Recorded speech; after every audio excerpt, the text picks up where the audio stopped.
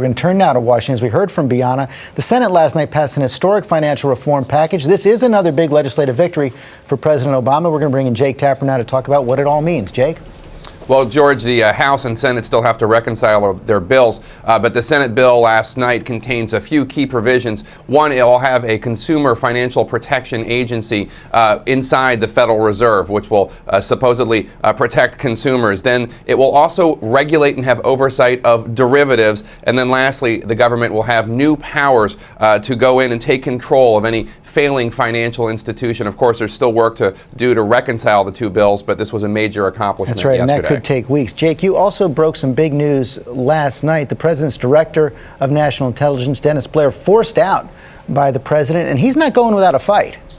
No, he's made it clear. Well, first of all, the president tried to, he sought his resignation earlier this week, and Blair pushed back, asking the president to reconsider, hoping he could appeal to White House Chief of Staff Rahm Emanuel. That did not work, and President Obama spoke with him yesterday afternoon, and Blair offered his letter of resignation, which should officially arrive in the president's office as soon as today. I'm hearing from government officials that a leading candidate to replace Blair is the Undersecretary of Defense for Intelligence, retired Air Force General James Clapper. He is one of several candidates being considered. Senator Chuck Hagel, Republican of Nebraska, has been considered as well. Deputy Secretary of State James Steinberg. But it seems as though right now Clapper is a leading candidate. Okay, Jake, again, you broke that story last night. Someone had to take the fall for those near misses on the terrorist strike. And of course, you're going to have a lot more on this Week, this Sunday.